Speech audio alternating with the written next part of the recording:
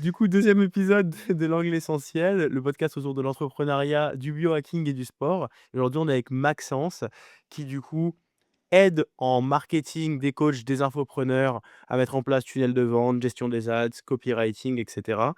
Maxence, je te laisse expliquer un peu ce que tu fais.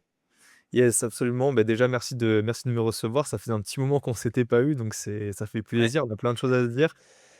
Donc il y a eu beaucoup aussi de modifications depuis la dernière fois qu'on s'est vu. Alors là, grosso modo, pour comprendre, je sais pas si certains ont peut-être connu ce terme, mais si on veut résumer, je suis growth operator, donc opérateur de croissance. C'est-à-dire que je m'implémente avec, des infopreneurs plutôt du coup dans la niche make money, actuellement. Je mets en place du coup tout ce qui est tunnel de vente, optimisation des ads et cetera pour justement les faire scaler et je prends, forcément un pourcentage sur leurs revenus. Voilà aussi à côté pour des personnes où je suis pas à 100 dans leur marketing, je fais uniquement la partie media buying. Mais voilà, pour, des personnes où on est vraiment partenaire, je prends du pourcentage. Donc, voilà, pour résumer grosso modo, on est là-dedans, quoi.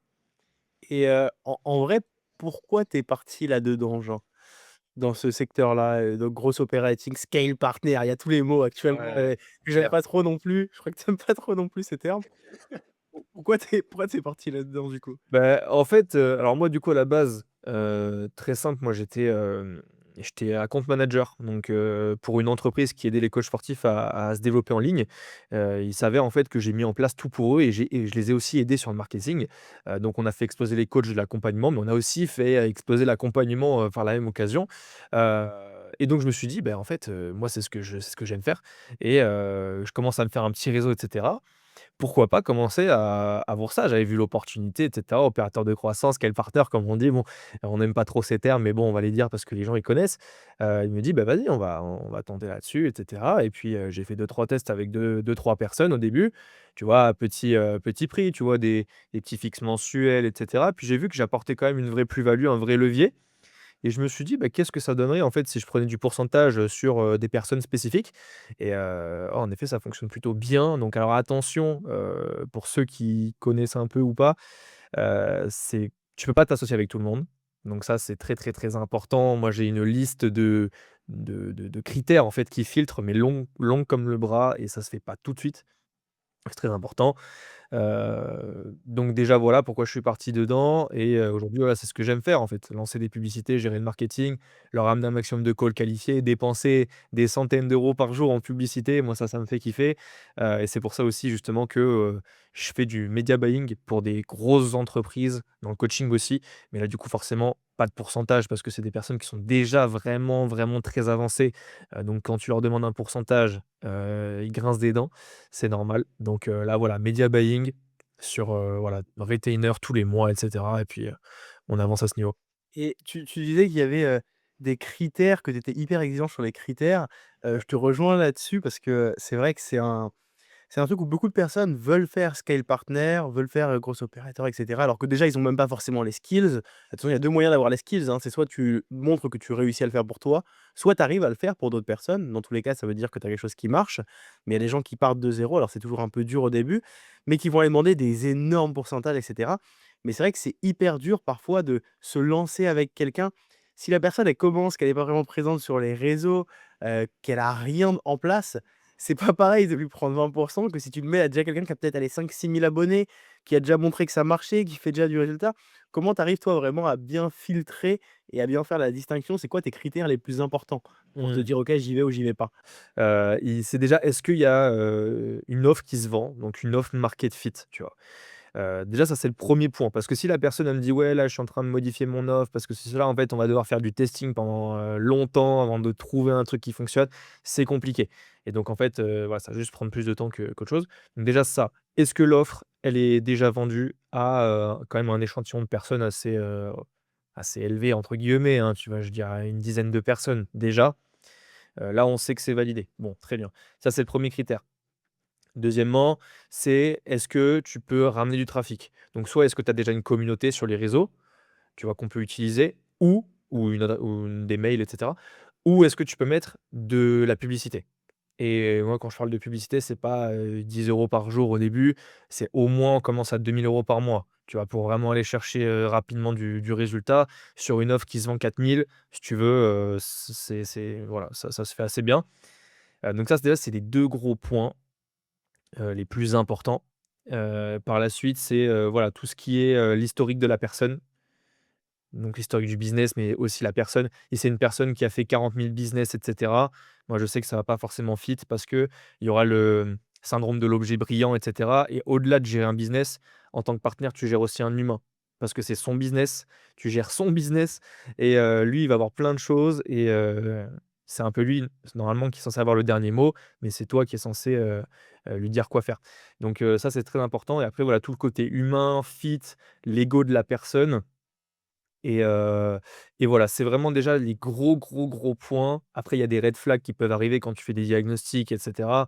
Par exemple, comment, l'équipe qu'il a, comment est-ce qu'il la paye? Le delivery, comment est-ce qu'il est aussi? Tu vois, en fait, si je vois qu'il y a trop de trucs à modifier pour vraiment avoir une structure correcte, où en fait on appuie dessus sur la machine et en fait on va scale le truc, moi, en général, je me mets pas dedans parce que ça va me prendre trop de temps, ça va être trop compliqué. En fait, on va changer plein de variables en même temps, et quand tu as pas l'historique, c'est compliqué. Enfin, voilà. Donc après, c'est juste, du temps, de l'argent perdu, beaucoup de stress, beaucoup de pression. Forcément, tu prends en pourcentage, hein, chez la personne, donc tu dois lui apporter des résultats. Mais voilà, c'est pour ça qu'on attend de voir si, tous les feux sont au vert avant de dire: «Voilà, là, il y a une proposition de partenariat qui se fait». Et pareil, ça encore une fois, le pourcentage, le rev share, ça dépend. Il y en a qui prennent du bénéfice, il y en a qui prennent du CA, il y en a qui prennent du profit, après ads, après équipe. Donc ça, faut bien se mettre d'accord, faut bien cadrer les choses parce que j'ai déjà pris au bénéfice. Le mec, il part, je sais pas moi, il part en vacances, il prend le train, sur la société, il va me dire: «Bah, je te déduis ça». «Comment ça, tu me déduis le train?» Tu vois? En fait, Ouais. après tu deviens comptable aussi. Enfin, c'est plein de trucs qu'on voit pas en fait, qui sont pas expliqués, quand tu dis voilà, Growth Operator, le meilleur système pour faire de l'argent en ligne. En vrai de vrai, il y a plein, plein, plein, plein, plein, plein de trucs à gérer et faut vraiment avoir de l'expérience dedans, honnêtement. En fait, c'est le ouais, c'est le je pense que c'est l'un des meilleurs systèmes parce que tu mets en relation, tu sais, c'est un peu ce truc de comme, Uber, comme truc et cetera. Les meilleurs business, c'est ceux où tu es au milieu, tu fais la relation entre 2 choses. Là, tu fais la relation entre des gens qui ont des offres qui marchent et des gens qui veulent potentiellement l'acheter. Par contre, il y a tous ces problèmes de gestion, tu l'as dit, l'humain, c'est le plus gros problème en vrai et ça revient à ce que je viens de dire, de, devoir gérer, bah, la personne, peut-être elle va avoir des idées, des trucs et cetera. Faut essayer de recentrer, mais en même temps, c'est elle qui a le dernier mot. Donc c'est compliqué de bien driver la personne au bon endroit et bon, le question d'argent, de toute façon, c'est toujours le point entre guillemets sur lequel il faut être clair dès le début parce que sinon c'est la merde.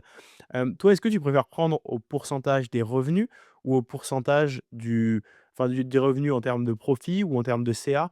Qu'est-ce que toi tu préfères prendre? Est-ce que tu fais au cas par cas?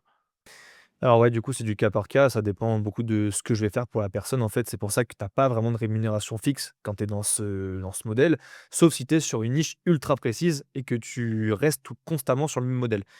Dans le sens où, typiquement, là, moi, aujourd'hui, je gère plutôt la partie marketing, d'accord? Je donne des recommandations sur la partie offre et la partie sales, mais tu vois, typiquement, un truc qu'on ne dit pas, si demain tu es growth operator et que tu fais tout pour la personne, en fait, tu vas devoir recruter les closers, recruter les setters, gérer les setters, les closers, faire les EOD, les aider, faire les trainings. C'est horrible, en fait, et donc ça, moi, je veux pas le faire. Donc moi, je gère que la partie marketing et donc aujourd'hui, je prends un pourcentage sur les gens que je gère au marketing, sur le chiffre d'affaires généré par le marketing et les systèmes marketing qu'on met en place, moins la publicité. Donc typiquement, je sais pas, demain on fait 100 000 €, on a mis 30 000 € de ads, je prends mon pourcentage sur la différence entre les 2. Sur 70 000, et comme ça, tu as pas à t'occuper du reste. Mais ouais, donc en fait, c'est par exemple avec un GHL et cetera, bah, ça va direct tu vas directement traquer les personnes qui sont générées et de toute façon, tu regardes par rapport à ça. Après, il y a un truc que je trouve qui est compliqué dans ce système-là et moi, j'ai le même modèle, hein, donc voilà, mais c'est que tu es quand même vachement dépendant à chaque fois de est-ce que les personnes arrivent à close ou pas? Et donc c'est dur quand même de se dire: «Je gère que le marketing, mais en même temps, vas-y, il y a des leads qualifiés, il y a des trucs» et en fait, les personnes n'arrivent pas à close. Donc en fait, toi, tu as pas vraiment un pourcentage, alors que toi, tu fais tout bien de ton côté et du coup, tu te dis: «Bah ouais, mais en fait, il faut que je mette quand même les mains dedans parce que sinon je suis entre guillemets «niqué» parce que, bah, en fait, mon pourcentage est beaucoup plus faible alors que moi, je fais bien mon taf juste parce que derrière, ils arrivent pas à gérer ça» et donc en fait, c'est un truc où c'est quand même, tu vas très vite dans tu rajoutes des choses à faire pour, hem, on va dire avoir le contrôle sur plus de choses possibles parce que ça impactera tes revenus, en fait. Donc comment tu arrives à mettre cette limite ou comment tu arrives à faire pour pouvoir être quand même rentable, hem, est-ce que parfois tu mets quand même un peu ta main dans le closing? Je parle d'aider les closers et cetera, même si c'est pas forcément le rôle que tu as eu au début, parce que tu vois que c'est là que ça pêche? Enfin, comment tu arrives à jauger ça, tu vois? Ouais, bah, ça fait partie des critères j'ai déjà de qualification avant de s'y mettre. C'est-à-dire que, est-ce que la personne, elle sait vendre et elle sait vendre son offre? Si dans le cas, elle sait vendre son offre, vas-y, en fait, je t'amène plus de rendez-vous et on envoie le truc. Ou est-ce que, dans certains cas, tu as déjà des closers qui performent, tu vois, le taux de closing, il est bon et cetera, juste il faut plus de rendez-vous et que la personne n'arrive pas à scale parce qu'elle n'arrive pas à dépenser plus, d'euros en publicité ou quoi que ce soit. Et donc moi, en fait, j'interviens sur ces gens-là et pour les personnes où c'est un peu compliqué niveau sales, moi, j'arrive, je mets la main dedans un petit peu dans le sens où je fais des recommandations. Il dit: ben voilà, là, le mec là, tu l'as laissé partir, tu aurais dû prendre en fait, directement un acompte sur le call pour pouvoir la valider et cetera». C'est genre juste des petites recommandations, mais je vais pas m'improviser head of sales, en plus d'être media buyer, copywriter et en fait d'avoir 40 000 casquettes, tu vois? Par contre, du coup, oui, j'ai les compétences, heu, certainement, enfin même moins qu'un head of sales qui est spécialisé là-dedans, mais au moins je sais te dire sur quoi tu peux appuyer et j'ai des process à lui donner et cetera, tu vois? Donc c'est comme ça moi que je vois les choses parce qu'en fait sinon tu es comme oui, puis tu es dépendant du truc et même derrière si tu es head of sales ou quoi, enfin moi je prendrai jamais les calls pour la personne, je prendrai, tu vois? C'est ça aussi, c'est ce que tu es prêt à faire ou non. Moi j'ai fait le choix de gérer que la partie marketing, et donc c'est pour ça que justement on filtre bien à l'entrée dès le début. OK. Ouais, bah, c'est je pense important de bien filtrer surtout. Avant, qu'on parle un peu plus, système, les choses qu'on peut recommander aux gens, même s'il y a des coachs, des formateurs qui nous écoutent. Petit point sur biohacking et sport. Toi, est-ce que tu mets en place des choses parce que tu es entrepreneur forcément, côté déjà biohacking, est-ce que tu aimes ça? Est-ce que tu mets en place des choses ou est-ce que tu le laisses totalement de côté et tu es en mode focus sur, le business? Là, depuis peu, je commence à m'y mettre. Avant, j'étais très, très focus sur le business. Alors biohacking, je suis pas allé vraiment loin dans le système. Par contre, voilà, tout ce qui est sport, là, tu vois, je me suis mis à la boxe en plus, muscu, ça de base. Là, tu vois, j'ai mon petit tapis de marche avec mon super bureau, tu vois, que je peux, lever ou pas, pour pouvoir marcher. Donc ça, voilà, tous les jours au moins, je fais mes steps. Puis après voilà, compléments alimentaires et cetera, classiques. Encore protéines, créatine, collagène, voilà. Après je vais pas, dans la nutrition, je reste quand même classique. Je suis pas allé sur des trucs, je sais, il y en a qui mangent cru, je sais qu'il y en a qui enfin bref. Je suis pas allé trop loin dans le Travailles détail. pas non plus trop le truc, mais est-ce Non. que genre tu as une routine, tu as un truc que tu suis ou pas du tout? Tu fais, en fonction de ce que tu as envie, tu vois? Ouais, c'est surtout là en fonction de ce que j'ai envie. Je suis en train petit à petit de mettre en place une vraie routine pour optimiser ça. Mais voilà, je suis pas développé à 100 dedans pour l'instant. Mais c'est mieux qu'avant déjà. Et niveau sommeil, est-ce que tu mets en place des choses ou pareil pour l'instant tu es juste en mode, parce que le sommeil c'est un point hyper important, alors même moi je trouve, hein, parce que c'est ça qui drive ta journée et qui va te donner une énergie, bah, entre, 0 et 100 sur ce que tu vas pouvoir faire la journée et qui va en fait faire que diminuer au fur et à mesure du temps. Donc est-ce que c'est quelque chose que pareil tu essayes de commencer à t'intéresser? Tu as déjà mis peut-être des choses en place? Ouais et ça me fait penser à autre chose. Donc déjà, moi, le sommeil, j'ai pas de routine de sommeil à proprement parler. Par contre, je me réveille souvent à la même heure, tu vois? Donc c'est entre 8 heures, 8 heures et demie. Donc je m'endors aussi souvent, à la même heure et Heure, ouais. je m'endors en général vers 23 heures, 23 heures 30, plutôt 23 h 30, je dirais. Des fois minuit quand ça dépense enfin quand ça dépasse, mais tu vois, je reste toujours à 8 heures de sommeil minimum. Donc ça, c'est super important. Et un truc aussi très, très important, je sais pas si on peut le mettre dans le biohacking, mais je pense que ça aide quand même. Tout ce qui est gestion du travail, moi je me suis fait des vrais slots de travail, le matin, l'après-midi et cetera, où avant en fait juste j'avais un planning clair et en fait je mettais tout, tu sais, genre je cherchais pas à optimiser, quand j'étais plus focus, plus fatigué ou quoi que ce soit. Là aujourd'hui, je me suis vraiment mis ça en place et donc déjà ça m'a beaucoup aidé sur le stress et surtout sur la productivité. Parce qu'avant, j'étais constamment stressé tout le temps, tout le temps, tout le temps. J'avais des cernes, mon gars, genre, tu vois Itachi dans Naruto? C'était moi, genre, c'était terrible et là, aujourd'hui, je me sens vraiment beaucoup mieux et je suis vraiment en low cortisol, là, en ce moment, je me sens beaucoup mieux. Bah, c'est top, c'est en vrai, quand tu arrives à trouver le bon système qui fonctionne pour toi et que justement tu as plus d'énergie, tu le ressens direct et tu et là tu vois, c'est le jour et la nuit en fait, en termes de résultats, en termes de performance et du coup, c'est quoi un peu le la la routine que tu as mis en place par rapport à ces trucs de travail, justement, à ces blocs de travail? C'est que c'est time blocking, c'est ça? Tu bloques, Ouais, des heures ou exact je sais pas quelle méthode tu utilises, il y en a plein, de différentes, mais exactement. Déjà, bon ça je sais pas si c'est recommandé ou pas, mais moi je l'ai fait. Déjà, j'ai enlevé toutes les notifications de mon téléphone. Alors ça, parce que je pense qu'on est bah, oui. pareil, voilà. On reçoit des messages, des notifications toutes les minutes et en fait, c'est impossible de se concentrer, genre plus de 10 minutes. Donc déjà, j'ai tout enlevé et du coup, je regarde mes messages, 3-4 fois dans la journée, tu vois? Genre sur mes moments de pause ou sur des moments, genre le matin, midi, soir. Et grosso modo, voilà, tu vois, j'arrive à bien gérer ça. Donc déjà ça a été un gros game changer. Deuxièmement, tous les matins, moi, je fais vraiment tout ce qui est, making opérationnel et cetera, là où je suis le plus focus. Donc tu vois, regarder les ads, gérer tout ça, pas faire de la merde un peu partout, prendre des bonnes décisions et cetera et vraiment, en fait, je fais tout le matin. Normalement, je prends pas de call le matin. Là, on a avancé, il est 11h50. Normalement, je prends que les calls l'après-midi, mais ça va, tu vois? C'est genre fin de matinée et je fais tous mes calls l'après-midi, justement, parce que c'est là où je suis un peu le moins focus et c'est là où c'est plus simple, tu vois? Un call, tu te poses, tu parles, en vrai, tu as pas besoin de faire grand-chose. Mais du coup, voilà, j'essaie vraiment de répartir quand je fais les choses, quand je réfléchis à les faire. Parce qu'avant, j'enchaînais, en fait. Je faisais un call, puis je devais faire un truc, puis il y avait un autre call derrière. Donc, si tu veux, en fait, tu étais jamais concentré, tu avançais pas et tu avais les trucs qui s'empilaient. En fait, c'était une pression sans nom. En plus, tu es en train de faire un truc, tu as une notification d'un mec qui dit «Max, là, ça fonctionne pas, j'ai une question là-dessus» et cetera. Donc, tu réponds. En fait, tu es constamment défocus, tu avances pas et en fait, moi, je me passais des grosses journées de 8 heures à minuit. En fait, j'étais assis tout le temps sur ma chaise devant mon bureau et à la fin, je me dis: «Putain, mais j'ai tellement de trucs qui me restent à faire, j'ai l'impression que j'ai pas avancé». En fait, je faisais ça tous les jours. C'est pour ça que j'avais les cernes d'Itachi, heu, que j'avais une pression de fou et là, non, c'est vraiment le jour et la nuit par rapport à ça. Donc je sais pas si on peut le mettre dans le biohacking, mais franchement, ça a été vraiment un game changer. Bah, ouais, pour moi, c'est du biohacking et il y a beaucoup de personnes moi, j'avais écouté un podcast justement d'une personne qui conseillait de faire, bah, que les calls l'après-midi ou fin de soirée parce que c'est le moment, comme tu l'as dit, où en fait, tu vas avoir peut-être moins d'énergie parce que forcément, tu as déjà dépensé déjà, toute la matinée en fait à faire, alors soit du sport, soit bosser, soit peut-être aussi faire des calls et donc en fait, plus la journée avance, plus tu es censé être fatigué techniquement, parce que tu es éveillé depuis plus longtemps et donc en fait, c'est un bon moment pour faire les calls parce que ça prend pas alors ça dépend quel type de call. Tu as des clients qui te prennent plus d'énergie que d'autres, mais c'est pas le moment où, en tout cas, tu vas être le plus alerte pour faire des tâches tant opérationnelles. Par contre, je relate énormément à ce que tu as dit par rapport au fait que en fait, c'est vrai que si tu regardes ton téléphone et que tu as tes notifs, quand tu travailles pour des clients, ils ont tout le temps un petit truc à voir et cetera et c'est vrai que si tu jongles, en fait, entre tous les messages, le temps que tu répondes à un message et que tu fasses le truc, il y a un autre message, en fait, d'une autre personne et les entrepreneurs, ils comprennent pas que c'est OK parfois de pas répondre à quelqu'un pendant 10, 12 heures ou de faire la chose le lendemain. En fait, la Terre va pas exploser.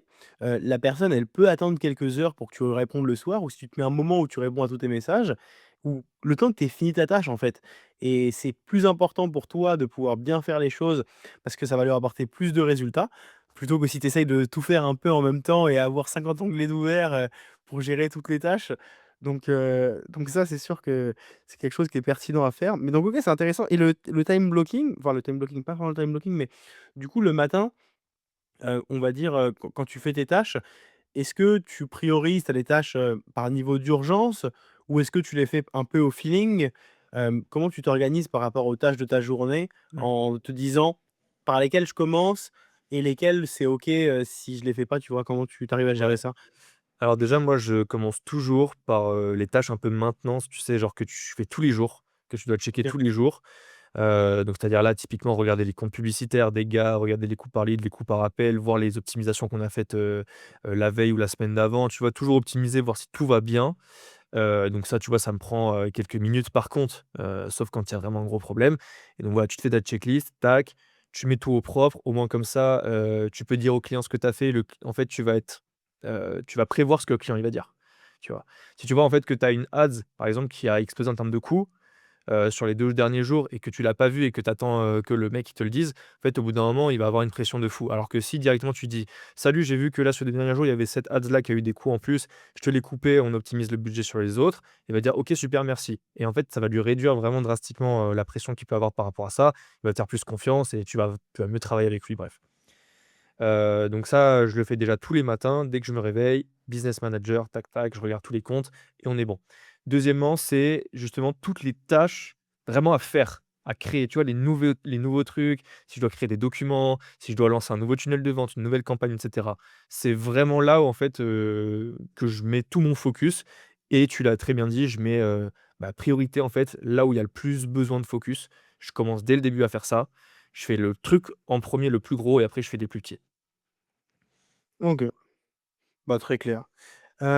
Pour parler un peu, des systèmes et cetera, concrètement, imagine aujourd'hui alors déjà, est-ce que tu es plus focus sur les coachs ou sur les infopreneurs ou tu fais un peu des 2? Parce que je sais qu'au début, c'était beaucoup coach. Ouais. Là, beaucoup plus sur les infopreneurs. Aujourd'hui, j'ai fait ce pivot-là. Je me suis vraiment trouvé dans cette niche où, les gens, ils ont une compétence, valorisable qui vaut de l'argent. Donc c'est des gens souvent, tu vois, que je peux prendre, qui ont déjà des agences et cetera, qui eux, vendent de l'information. Typiquement, des gens qui font de l'OFM, ils ont une agence OFM, ils vont vendre l'information pour faire de l'OFM ou, des gens qui ont un e-commerce, qui font de l'argent en e-commerce et qui vendent l'info pour faire du e-commerce. Ça, c'est vraiment mon cœur de cible et je me focus à 90 sur eux. Après, tu as toujours 10 de coachs qui fonctionnent bien, mais je préfère plutôt, cette cible-là. OK, et aujourd'hui, alors, en dehors de ceux qui ont déjà un peu lancé la chose, qui ont, on va dire déjà potentiellement du résultat. Quelqu'un qui commence de zéro, alors pas de zéro dans le sens où il veut se lancer dans l'infoprenariat et il a pas forcément de compétences et cetera, il est pas forcément visible. Mais quelqu'un justement qui a déjà une agence, qui a déjà une boutique e-com, qui a déjà quelque chose qui marche, un business qui fonctionne et qui veut pivoter un peu sur de l'info par rapport à ce business. Qu'est-ce que tu lui conseillerais? Comment tu lui conseillerais de commencer? Mmh. Ouais, déjà ça, c'est la meilleure chose, pour faire un bon pivot et chiffrer assez vite. Déjà, c'est définir son offre, hein. Ça, y a pas 36 000 solutions. Regarder un petit peu ce qui se fait déjà sur le marché pour s'aligner ou non, sur les concurrents et voir aussi là où toi tu as vraiment un unfair advantage que tu peux mettre en avant, d'accord? Donc bon, classique, tu définis ta promesse et cetera et cetera. Une fois que c'est fait, ça dépend, de là où elle commence, si la personne a déjà une communauté ou pas, mais en général, ce qu'on fait, c'est directement tu crées le tunnel de vente. Tout ce qui est VSL et cetera, moi, je suis beaucoup plus sur la VSL, sauf cas exceptionnel où la personne a déjà, une audience et là, on fait un webinaire. Mais, c'est vraiment, cas exceptionnel et là, du coup, tu crées ton tunnel de vente, tu fais la VSL et une fois que c'est fait, tu ramènes du flux dessus. Très simplement, tu fais un lancement depuis Insta, tu envoies de la pub, ce que tu veux, on veut de la data. On veut de la data, on veut mettre de l'input, récupérer un maximum d'informations et après optimiser, faire des itérations par rapport à ça. Si je devais, voir les choses, je le verrais comme ça. Après, il y a des moyens un peu plus «barbares» entre guillemets, faire directement des gros call to action en story, pour aller chercher les mecs en DM et cetera. Tu peux le faire. Moi, je le fais très peu parce que ça demande quand même de gérer le setting et cetera et si le mec il sait pas faire, en fait, tu vas avoir le même problème. Ça se trouve, le gars, il va pas vouloir setter. Ça se trouve, il va pas vouloir recruter un setter, ça coûte de l'argent. L'offre, elle est même pas validée, on sait pas ce que ça donne, donc pour payer le mec et cetera, bref. Donc c'est pour ça, il y a d'autres moyens de le faire. Moi, aujourd'hui, je me suis positionné sur un truc où, voilà, au moins, on a un tunnel de vente et après on optimise avec, ce qu'il y a, en fait, sur le tas. OK, très clair. Ouais, donc c'est vraiment au cas par cas aussi en fonction de et est-ce que il y a un montant minimum d'argent qu'il faut mettre en pub quand tu lances, tu vois? Je crois que tout à l'heure tu as dit 2 000. Est-ce que c'est 2 000 pour tout le monde, on va dire, je sais pas, le premier mois? Ou est-ce que ça dépend d'autres facteurs? Toi, combien tu conseilles aux Ça gens de dépend, de la niche, en fait. Tu vois, si c'est une niche vraiment B2C, par exemple, je sais pas moi, coach sportif. Coach sportif, on sait que le coût par call moyen, c'est 50 €. Donc forcément, si tu veux avoir, je sais pas moi, 10 calls, tu vois, pour faire un premier testing et cetera, grosso modo, il te faudra 500 balles. Si tu as une niche, make money, B2B, tu sais que le coût par call moyen, il est à 150. Donc il te faudra 3 fois plus, tu vois? Et c'est toujours une question de, combien de data tu peux récupérer. C'est-à-dire que si ton lead, il te coûte 20 balles et que tu mets 20 balles par jour, tu vas avoir un lead par jour. Donc si tu veux, ça va être un peu compliqué. Mais pour un coach sportif où le lead, il est à 2 balles, ça te fait 10 leads par jour. Donc tu vois, déjà, tu peux commencer à 20 €. Clair, c'est clair, ouais, ça dépend vraiment des niches. C'est ça. Hem, Concrètement, aujourd'hui, c'est quoi, toi, que tu vois le plus, on va dire, dans les coachs, les infopreneurs? le problème que tu vois le plus que les gens n'arrivent pas à régler? Un problème qui revient de façon récurrente, tu vois? C'est le tracking des datas, hein. Ça, c'est un fléau. Mais c'est un fléau, mais terrible. Parce que même s'ils posent un pixel, ils posent un KPI, conversion API, pour refaire remonter la data, tu auras toujours des gens qui vont passer à travers travers du spectre, et en fait, tu vas pas faire remonter les bonnes datas, tu vas pas savoir quel, ads optimiser ou quoi que ce soit. Donc ça, c'est le premier truc pour les infopreneurs qui sont déjà avancés. Et pour ceux qui peinent à, peinent à décoller, c'est clairement le positionnement et l'offre. C'est clairement le positionnement et l'offre. Ils savent pas parler à leur avatar, ils savent pas vraiment, pas les prendre par les sentiments, mais vraiment leur parler, de manière très précise, leur apporter ce qu'ils ont besoin. C'est littéralement ça qui bloque. Et c'est vrai que par rapport à ce que tu dis, moi, ce que je dis souvent aux gens, c'est qu'en fonction de là où tu en es, enfin, ce que je dis souvent aux infopreneurs, aux formateurs, aux coachs, en fonction de là où tu en es, tu dois pas faire attention aux mêmes choses.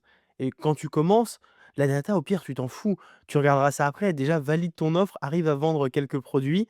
Et dès que tu as réussi à faire un peu de cash, essaye de continuer un peu jusqu'à 5, 10, 15K. Et à partir de cette zone-là, là, fais attention à la data, essaye de bien tout retraquer parce que beaucoup, en fait, le problème, je pense, c'est que, tu sais, ils suivent tous les gros comptes, Mathis Chloé, Jean Hollander et cetera, qui vont partager énormément de KPI, de data, même Nick Setting, tu vois, sur le marché US, qui sont vraiment data driven et moi, j'adore aussi. Toi, tu pareil, tu vois? Il faut regarder la data pour faire des chiffres, c'est comme ça qu'on va avoir du résultat. Mais là, on parle de personnes qui font 200 000, 300 000, 1 million par mois. C'est pas le même monde, c'est pas la même sphère et évidemment à leur niveau, c'est pas les mêmes leviers. Mais quand ils ont commencé, ils étaient pas là quand tu dépenses 50 € de pub par jour et que tu essayes juste de prouver que ton offre marche, à regarder toutes les datas du pixel, du truc et cetera. Au début, c'est pas le plus important. C'est important, mais c'est pas la chose primordiale, quoi. Ouais, non, mais 100, ça c'est clair, ça c'est clair. Mais voilà, moi je pense que pour les infopreneurs qui chiffrent déjà et qui n'arrivent pas à scale, c'est le problème de data, remontée de data, et cetera. Ils savent pas prendre des bonnes décisions. Ils n'arrivent pas en fait à être plus précis sur ce qui fonctionne mieux, donc en fait, ils n'arrivent pas à scale. Et pour ceux qui n'arrivent pas à décoller, bah, c'est simplement qu'ils n'arrivent pas à vendre leur offre, qu'ils sont pas assez clairs sur leur avatar, sur leur positionnement, sur leur vente. Enfin voilà, de toute façon, dans l'infoproduit ou dans la prestation de service en ligne, tu as 2 choses en fait, hein, à faire si tu veux générer de l'argent. C'est générer des appels de vente et closer des appels de vente. Sauf que si tu n'arrives pas à en générer, bah, il faut revoir, peut-être ton message et si tu n'arrives pas à closer, bah, il faut peut-être revoir ta façon de vendre ou le message aussi, tu vois? Donc Ouais, le message peut amener les mauvaises personnes, qui fait que tu closes de la mauvaise manière. voilà, c'est ça. Et aujourd'hui, il y a de plus en plus de personnes qui veulent faire scale partner, qui veulent faire gros opérateur et cetera. Est-ce que pour toi, du coup, ça veut dire que le marché potentiellement, il va être saturé? C'est quoi ton avis dessus? Parce qu'il y a aussi beaucoup de coachs ou de formateurs qui disent: «Ah OK, mais j'en ai marre moi d'avoir des gens, qui viennent me dire qu'ils peuvent m'aider alors que, bah, vas-y, ils ont même pas forcément de business». Même moi, je reçois tous les jours, 5-6 messages de gens qui veulent m'aider alors que même moi, j'aide des gens et mes clients, ils font plus d'1 million par mois. Je leur dis: «Les gars, vas-y, je sais pas, regardez mon profil, tu vois? Moi, je fais ça, vous allez pas venir m'aider, enfin, sauf si vous faites beaucoup d'argent, moi je vous écoute», tu vois? Mais c'est quoi ton avis là-dessus? C'est, très pertinent et tu sais que même moi, je reçois des messages pour des gens qui veulent venir m'aider, donc c'est marrant. Mais en fait, je pense que la saturation n'existe pas, c'est juste, une question de positionnement encore une fois et je vais prendre plein d'exemples puisque j'en ai plein en tête. Mais typiquement, on dit l'e-com, c'est mort, c'est foutu, ça sert à rien à trop de personnes. L'e-com, tu vois tous les mois, il y a des nouveaux mecs qui pop, qui font, 1 000 000 par mois, tu comprends pas. L'OFM, pareil. L'infoproduit, pareil. Tu as des mecs qui pop, alors oui, ça fait peut-être longtemps qu'ils font ça, mais d'un coup ils pop, je comprends pas pourquoi. Hem, Pareil, les gens par exemple, tu sais, SFR, Bouygues et cetera, ils t'appellent: «Oui, votre crédit consommation téléphonique, vous pouvez l'augmenter et cetera». Cold calling. Ça marche pas, tout le monde raccroche et cetera, machin. Bah, t'inquiète pas que s'ils le font, c'est que ça fonctionne bien et ça fonctionne très bien, tu vois? Donc en fait, si tu veux, il y a c'est pas une il y a moi, la saturation, je pense que ça existe pas. C'est juste une question de comment tu approches, quel est ton positionnement. Parce que oui, si tu approches tout le monde en mode: «Salut Amadou, je suis scale partner et je vais te faire scaler jusqu'à 100K par mois. Est-ce que tu veux recevoir ton audit gratuit?» et que tu envoies ça à tout le monde, sans aucune connaissance de la personne, de son business. Bien sûr, tu vas te faire ghoster, mais c'est comme tous les monteurs qui t'envoient, «Salut Amadou, je vais faire monteur pour toi» ou «Salut, je suis setter. Comment tu gères tes messages?» tu vois? Genre Non, en fait, on Ah s'en ouais. fout. Enfin, c'est normal, tu vas passer à la trappe.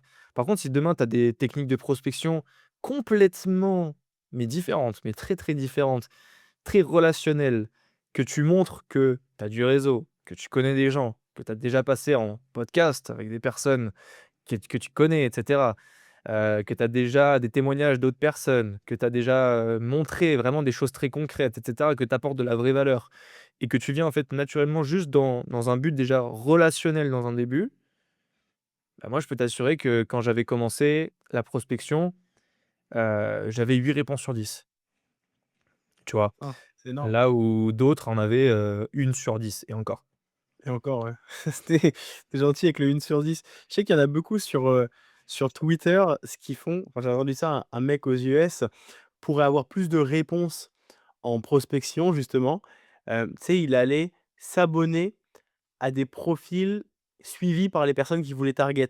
En gros, il allait regarder les 500 personnes que suit cette personne, il va demander plein de personnes et cetera, il va envoyer des messages. Comme ça, il sait que quand il envoie un message à la personne qu'il veut target, la personne, elle va voir suivie par, une personne qu'elle connaît. Du coup, il se dit: «Ah OK, là ça remonte dans mon estime et je vais répondre à cette personne». Parce que c'est tout bête, mais c'est toujours une question de quand tu as un DM de quelqu'un qui potentiellement, est certifié ou a pas un peu plus d'abonnés que la moyenne et est suivi par une ou 2 personnes que tu connais, tu vas y donner direct plus d'attention. Tu vas peut-être au moins regarder le profil ou au moins prendre le temps de répondre parce que tu te dis: «Ah peut-être, il y a ce biais de confiance en fait qui se met».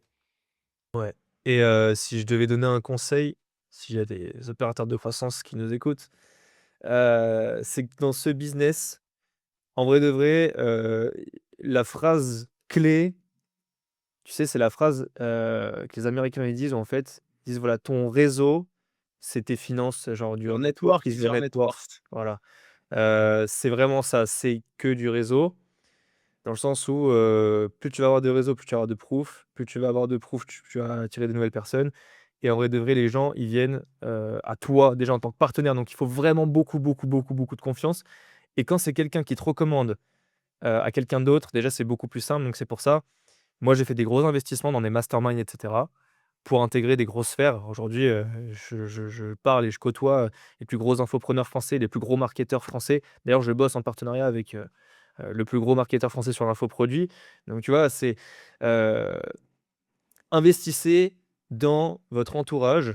Donc ça passe par, voilà, hein, des accompagnements, des masterminds et cetera et moi, de toute façon, c'était le premier truc que je regardais dès que j'investissais chez quelqu'un, c'était, lui, qui gravite autour de lui, tu vois? Est-ce que tu as des gros noms qui gravitent autour de lui, qui peuvent potentiellement me mettre en relation? Ou alors, tu vois, genre, en gros, je sais que je suis à une personne de ce mec et moi, toutes les opportunités que j'ai eues, mais depuis le début, dans ma carrière, c'est que grâce à du réseau que je me suis construit, hein. J'étais toujours à une personne de machin, du truc et c'était excellent, tu vois?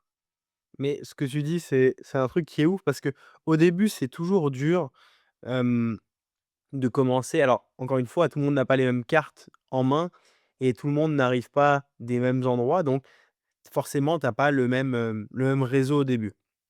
Mais alors, je suis en train de m'étouffer.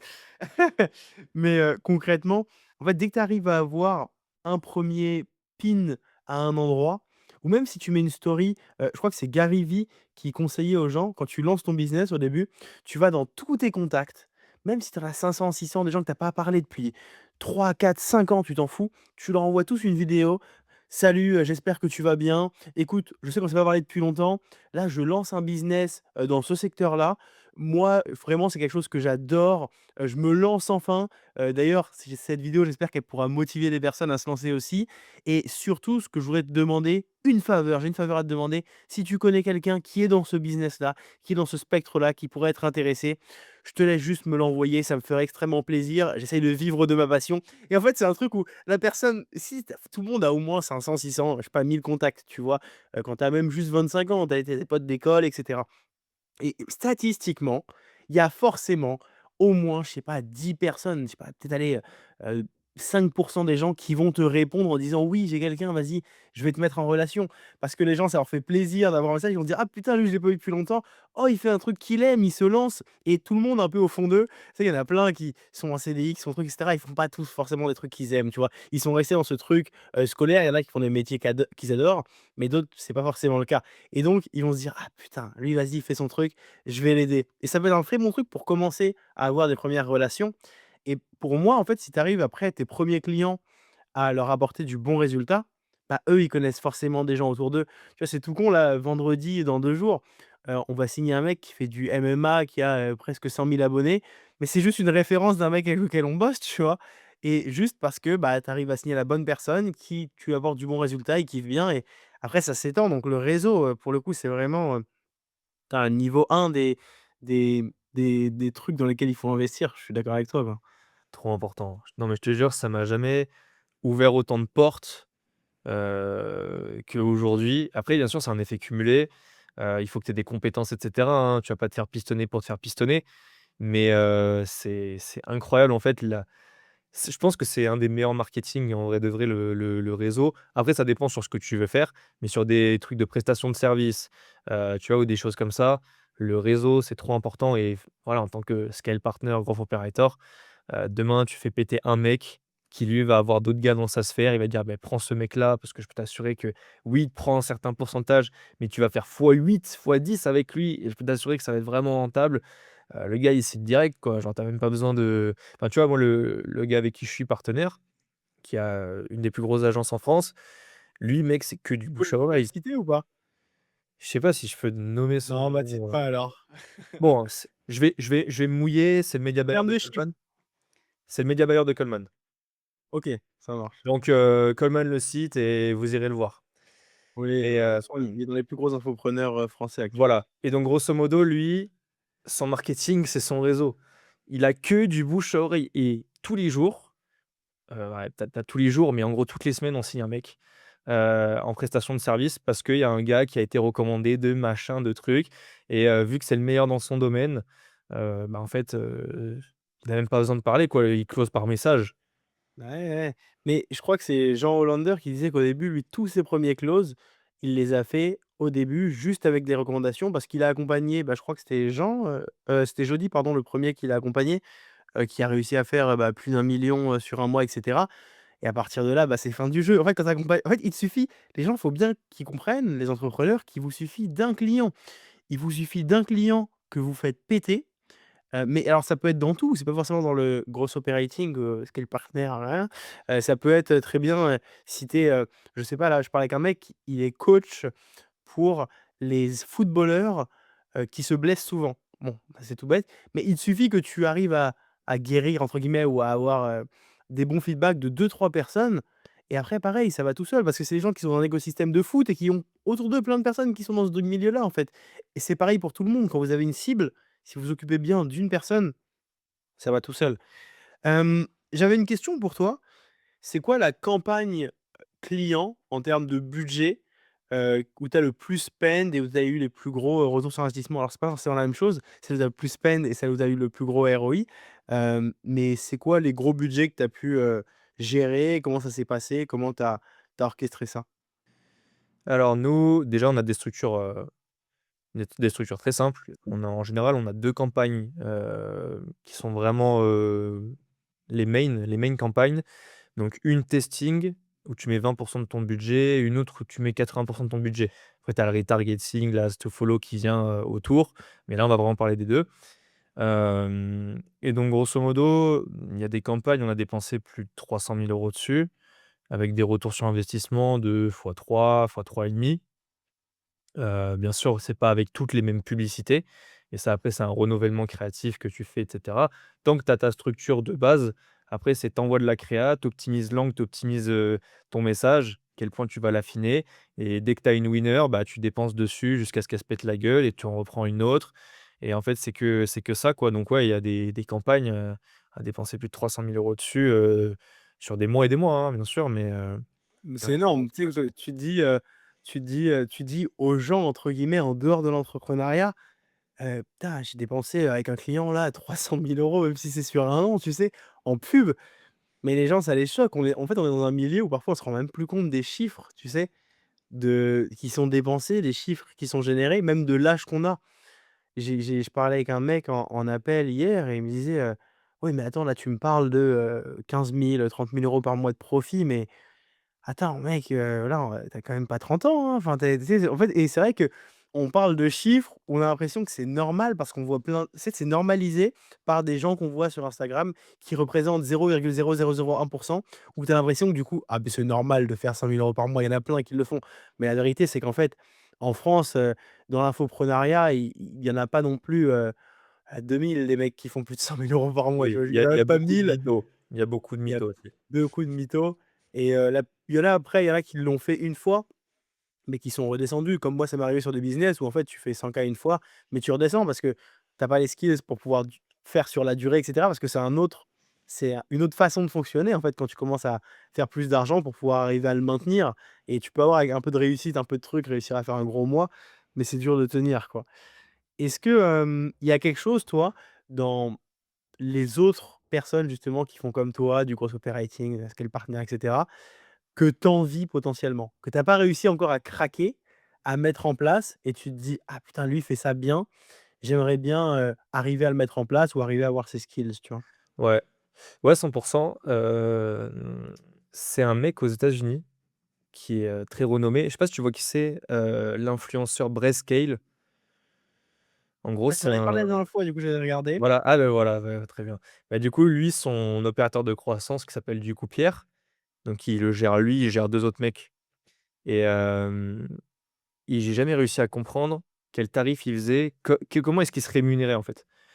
Parce que j'ai l'impression qu'il gère beaucoup de trucs, mais qu'il prend aussi un bon truc et tu vois, je sais pas s'il paye les closers, si je sais pas et en fait, je me dis, franchement, c'est très, très solide et en vrai, j'aurais bien kiffé, voir ça. J'ai vu qu'il a lancé une offre là, il y a peu, mais aujourd'hui, j'ai investi sur d'autres choses, donc je peux pas investir sur lui, tout de suite. Mais ouais, non, ce mec-là, après sinon, en vrai de vrai, pas tant que ça. Je suis beaucoup avant, j'y idéalisais beaucoup de personnes et ça m'a valu pas mal de choses, comme par exemple le syndrome de l'objet brillant, que tout le monde a eu, je pense, au moins une fois dans sa vie et en fait, ça te défocus complètement et si tu veux vraiment être bon dans un milieu, il faut juste que tu sois un autiste de un truc. Il y a pas 36 000 Ouais. solutions.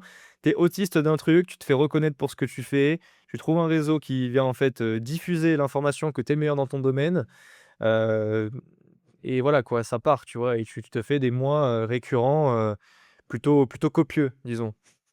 C'est cool. Toi, tu arrives, pour parler argent justement, tu arrives à faire combien par mois là à peu près, tu vois? Et c'est quoi tes objectifs? Ouais, là aux alentours, tous les mois en collecte et en profit, parce que du coup moi j'ai zéro charge, là je suis entre 10 et 20, tu vois? Donc OK. c'est Tu très quel correct âge? je trouve. 22. 22 donc voilà, il y en a qui diront que c'est pas beaucoup, moi je peux vous assurer qu'avec 10 000 €, on fait beaucoup de choses et ça c'est d'ailleurs c'est un truc aussi très intéressant qu'on peut parler. Il y en a ils disent: «Ouais, je fais 200-300 000 € par mois». Tu les vois les types, ils sont enfermés dans leur chambre, ils font rien. Ils font rien. Alors je veux bien que tu pas envie de sortir et cetera, mais moi avec 10 K mon gars, tu sais que je suis en déplacement tout le temps et à la fin j'épargne et pourtant j'ai un loyer à 2 K en Andorre, j'ai des dépenses et cetera et franchement ça se passe bien, tu vois? Donc je me dis: «Il y a un peu anguille sous roche». Alors soit ils font 100 K et ils ont 100 K de dépenses, de charges, tu vois? Donc c'est là où en fait j'ai Ouais. vraiment fait un switch et je me suis dit avant j'étais là: «Ouais, il faut que je fasse 1 million d'euros par mois» et cetera. En gros, tu arrives à 20-30, déjà tu es très, très, très, très, très, très bien. Ouais, mais c'est alors 2 choses par rapport au fait qu'ils disent, les gens qui vont dire: «Ouais, 20 000 € par mois, c'est pas beaucoup, 10 000 € par mois, c'est pas beaucoup». 99 des gens qui vont dire ça, c'est des gens qui font moins et qui regardent des gens qui font beaucoup plus et ils se disent: «Ah mais lui, c'est un petit joueur». Alors que eux, ils arrivent même pas à tenir ça pendant, 4-5-6 mois, tu vois? Et la deuxième chose que tu as dit, qui est vraie, c'est que même moi, avant, j'étais en mode: «OK, j'ai envie de faire 1 million par mois» et cetera. Parce que tu idéalises toutes ces personnes qui font des gros chiffres. Mais quand tu commences déjà à faire un mois ou même juste, aller 3-4-5-6 mois à 15 000 € par mois, «Ah putain, ça fait beaucoup d'argent déjà». Est-ce que tu as envie d'avoir le train de vie de parce que pour tout claquer, alors il y a des gens, ils vont claquer, des, 500 000 € par mois et j'en connais des gens qui font beaucoup, beaucoup d'argent. Mais en fait, est-ce que tu as vraiment envie d'avoir ce train de vie-là? Est-ce que tu as envie de louer un yacht tous les 2 jours? Est-ce que tu as envie ça dépend surtout de toi, ce que tu as envie dans la vie, tu vois? Si tu as envie de faire, quelques voyages de temps en temps, kiffer avec ta famille, avec ta copine peut-être si tu en as une, avec tes potes et faire quelque chose que tu aimes, putain et 10-20 K, c'est déjà énorme en fait et tu auras jamais de problème entre guillemets dans ta vie avec ça. Tu es déjà dans le top 0,001 en fait. Ouais, c'est ça, c'est genre 10-20 K de profit net dans ta poche, en fait. C'est ça le truc, parce qu'il y en a beaucoup, ils vont dire: 10-20 K de CA, c'est pas grand-chose. Ouais, mais si c'est ce que tu te fous dans la poche, c'est différent. Oui, parce qu'il y a beaucoup de business où il y a beaucoup de enfin, il y a beaucoup de business où en fait, ils vont te dire, moi j'en ai eu en call, hein, des entreprises. Il fait: «Ah oui, non mais écoutez, bon, vous êtes bien mignons, mais nous on fait 504 CA». Je fais: «Ouais, tu fais 550 CA, mais à la fin dans ta poche, tu as moins que moi alors que je fais, peut-être 10 fois moins de CA que tu as», tu vois? C'est qu'il y a beaucoup d'entreprises où ils parlent que en CA. Mais putain, le CA, à un moment, c'est marrant en 2 secondes, mais qu'est-ce qui te reste dans ta poche à la fin du mois, quoi? Non, mais 100. Non, mais ça, 100. Et en vrai, il y a peu où je me suis vraiment, intéressé, en fait, à l'optimisation un peu de tout ça, parce que, tu sais, tu es là, tu te dis: «Ouais, tu veux une voiture de fou, tu veux la SVJ, le Urus, le machin». Tu dis: «Donc il te faut 2 millions», tu vois? Genre vraiment tu mets des chiffres de fou.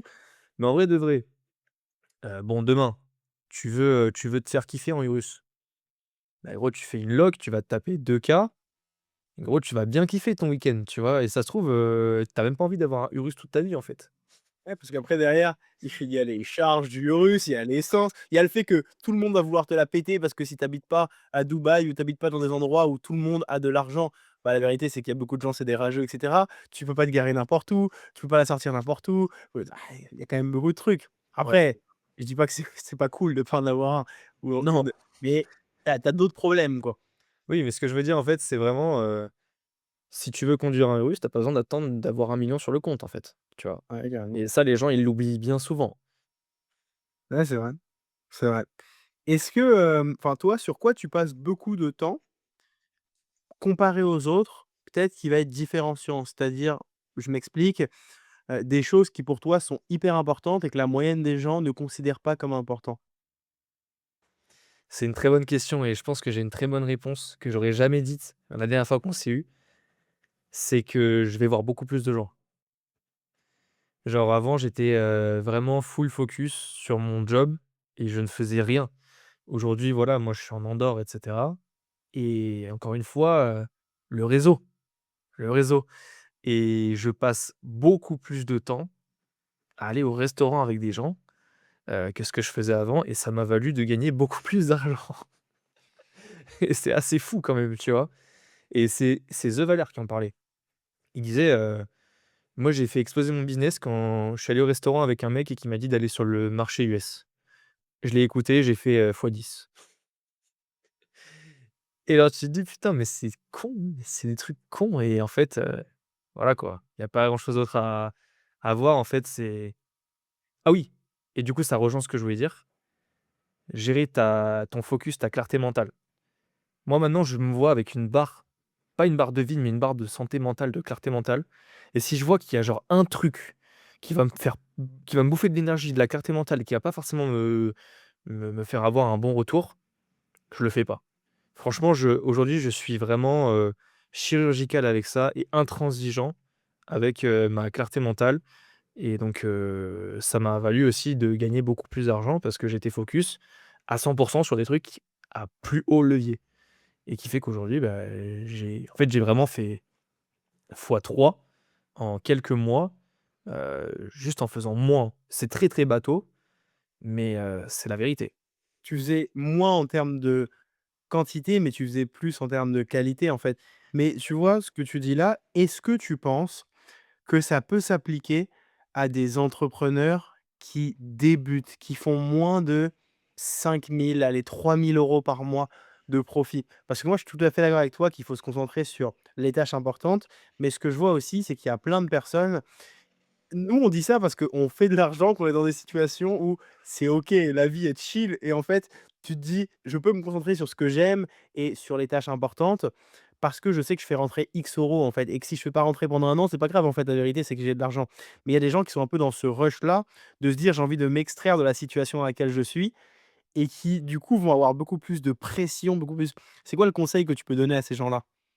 Ouais, non, là, tu es obligé de passer par là, mais on est tous passés par là, j'ai envie de te dire et c'est justement parce que tu es passé par là que après il faut savoir, mettre un meilleur focus parce qu'en fait, tu vois, je prends l'exemple d'un coach débutant qui se lance. Donc il faut qu'il apprenne à créer une offre, à faire du contenu sur Instagram, à gérer des publicités. Tu ouvres un business manager, c'est un cockpit d'avion le truc. Tu comprends rien à ce qui se passe. En plus, la plateforme Meta, elle bug un peu, elle est un peu chiante, bref. Donc tu es obligé de te casser, le crâne sur tout. Ça, tu es obligé. Par contre, quand du coup, ça y est, tu sais comment faire les choses et cetera et que tu vois là où tu es vraiment très, très bon et surtout là où ça te ramène beaucoup d'argent, là, en fait, juste tu te tabasses.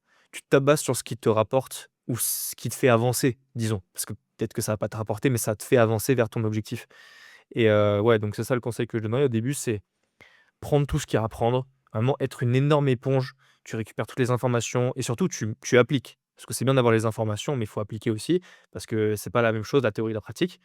Une fois que tu as ça, tu te fais ta propre idée, tu t'entoures des bonnes personnes, tu te focuses sur ce qui fonctionne. Et tu voilà, tu t'extrais de cette situation où en fait tu es tout seul à tout faire.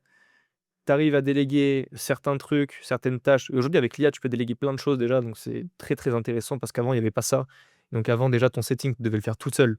Heu, Là aujourd'hui tu peux faire du setting avec l'IA.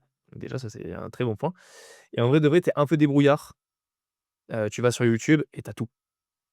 Tu Ouais, bah, tout. bien sûr. Donc ça, c'est super important. Mais oui, dans tous les cas, tu es obligé de passer par là au début, de t'envoyer des grosses, grosses, grosses journées, d'avoir les cernes d'Itachi et de devoir t'extraire du truc, quoi. Mais en fait, au bout d'un moment, il faut pas rester dedans toute ta vie parce que là, sinon tu vas juste mourir, en fait. Voilà.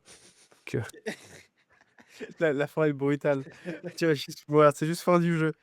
Toi, aujourd'hui, dans ton activité d'entrepreneur, qu'est-ce que tu délègues et qu'est-ce que tu fais toi? S'il y a des choses que tu délègues, je sais pas, si tu as une assistant, une assistante, si tu as des personnes, des VA, des assistants virtuels ou des personnes qui vont faire X ou Y tâches, comment tu t'organises à ce niveau-là? ouais, aujourd'hui, bah, déjà, alors moi, j'ai délégué la partie, où j'étais avec The Free Coach, du coup, à l'époque, en tant qu'account manager. Ça, je l'ai délégué à quelqu'un d'autre, donc je le forme et aujourd'hui, bah, c'est plus moi qui m'en occupe. Deuxièmement, oui, on a une assistante qui nous fait tout ce qui est upload et onboarding des clients sur la partie media buying, et donc sur toutes les parties, en fait, funnel. Après, j'ai des techs et des copywriters, pour les lancements et les gestions de funnels et de ads. Et voilà, moi, j'ai vraiment toute la stratégie en tête. Je le mets sur un papier, je l'envoie aux meilleures personnes à qui je fais confiance. Je les rémunère en fonction. Ils envoient et moi, après, le truc que je déléguerai pas, en tout cas pas tout de suite, c'est vraiment, la stratégie, mais surtout les publicités. Donc gestion de ads et cetera et cetera. OK, et pourquoi tu le délèguerais pas? C'est que pour l'instant, c'est toi, c'est, on va dire, ton edge par rapport aux autres, c'est l'avantage que tu as qui où tu sais que tu as énormément de connaissances là-dedans et du coup, tu sais que sur les autres trucs, tu es plus bas, donc tu délègues là où tu es plus bas? Ou est-ce que c'est parce que tu as envie de garder la main dessus? C'est quoi cette raison qui C'est fait parce que que ça me fait kiffer. Ça me OK, fait vraiment kiffer, bien réponse. tu vois? C'est le truc où, j'arrive, j'ai mon écran, j'ai tous mes chiffres, je dis: «Là, c'est nul, là, c'est bien, on optimise ça, ça, tac, on renvoie des publicités. Là, je vois qu'il y a ROI, enfin ROS 4, là, il y a ROS 0 machin». Moi, ça me fait kiffer, tu vois? Et c'est vraiment le fait d'avoir la main sur, bah, en fait, tu as vraiment la main sur le business, que c'est sans toi, en fait, l'acquisition n'est pas là, sauf si tu es en organique. Et moi, ça me fait kiffer d'avoir ça parce qu'en plus, ça me prend pas forcément beaucoup de temps parce que je gère le système et c'est là où j'ai le plus de levier. Donc en fait, c'est là où je passe le moins de temps et là où j'ai le plus de levier. Ouais, en fait, j'ai cherché un autre mot, mais il y a pas d'autre mot pour ça. C'est vraiment le 20-80 quoi. OK. Non, mais très, très juste et j'aime bien la réponse, de première réponse directe instinctive, c'est ce qui me fait kiffer. Je pense que c'est la meilleure réponse en réalité que tu peux avoir. Concrètement, aujourd'hui, dans l'activité que tu fais, est-ce que tu te vois la faire dans 5 ans? Et si oui, où t'en es dans 5 ans? Qu'est-ce que tu veux avoir construit? Que ce soit en termes de revenus ou en termes de vision? Est-ce que ton but, c'est de scale avec en faisant plus de revenus ou juste de mieux structurer, d'avoir moins de clients, plus de revenus? Enfin, tu vois, quel équilibre tu veux avoir? Ouais, 100 alors oui, 100 moi, je me vois dans 5 ans faire ça. Maintenant, il y a une nuance, c'est que ça avance vite et il y aura toujours des pivots à faire. Peut-être que dans 5 ans, je serai plus en train de faire de la pub, peut-être que je serai en train de faire quelque chose d'autre, toujours sur le marketing et amener de l'acquisition, mais qui sera peut-être pas ça. Voilà. Mais sinon, oui, je me vois toujours faire ça. Comment je me vois sinon dans 5 ans? Bah, écoute, déjà une bonne personal brand. Ça, je sais qu'on en avait déjà parlé, le premier coup et vu que j'étais un petit peu perdu dans où est-ce que j'allais, parce que c'était un pivot aussi à ce moment, je savais pas vraiment quel type de contenu faire. Là, aujourd'hui, c'est beaucoup plus clair donc ça va bientôt envoyer, donc ça, c'est cool et donc déjà, voilà, bonne personal brand, bon réseau, être reconnu pour ce que je fais vraiment, encore plus qu'aujourd'hui, parce que je suis qu'au début, tu vois? Voilà, gérer avoir une bonne agence marketing, pas avoir beaucoup de personnes, en tant que collaborateur, mais tu vois, voilà, être une petite équipe, disons de 5 personnes, avec lesquelles on rémunère bien. On fait manger les gens, correctement parce qu'on a beaucoup de profits, vu qu'on Mmh. on est une agence de prestation de services. Voilà, avoir les meilleurs clients dans leur domaine, pour avoir un maximum de proof et qui nous rapportent un maximum d'argent aussi. Et ouais, voilà, je pense, j'aimerais bien, tu vois, potentiellement, si je verrais l'agence, ce serait, ouais, 50, 60, si c'est plus, hein. Après moi, j'ai pas forcément d'objectif de finances, honnêtement. C'est vraiment l'impact qu'on va créer et l'impact, en fait, naturellement, va créer les revenus donc gérer un maximum d'impact à ce niveau et voilà, pas de pression sur les finances aujourd'hui, on est carré. OK, nice. Petite dernière, question, qui est la question un peu signature du OK. du podcast.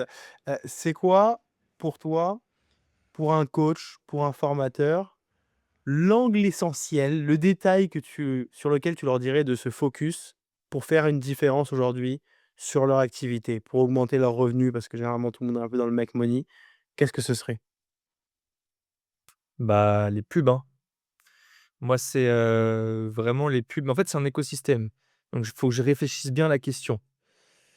Hem, des débutants ou des avancés? On va dire des personnes tu peux répondre pour les 2, des personnes qui font, allez, on va dire moins de 5 000, des personnes qui sont entre 5 000 et 20 000. Non, en vrai, le truc, c'est toujours le même, c'est être excellent sur l'acquisition. Vraiment comprendre la psychologie humaine du marketing, de ta niche et de ton avatar. Si tu as ça, après que tu fasses des pubs en VSL, en Webi, en challenge, en organique ou ce que tu veux, je m'en fous, en low ticket. Si tu connais parfaitement ton avatar, la psychologie de celui-ci et que tu as la meilleure offre pour répondre à son problème, et qu'il te voit partout, tout le temps et que, tu es la meilleure solution pour lui, tu vas exploser, en fait. Pour moi, c'est ça. OK, bah, très clair. Focus, pub acquisition. Pour moi, c'est clairement ça. OK. Et toi, où est-ce qu'on peut te retrouver, que ça soit sur Insta, sur, YouTube, comment est-ce qu'on peut te contacter, que ce soit pour tes services ou même pour discuter?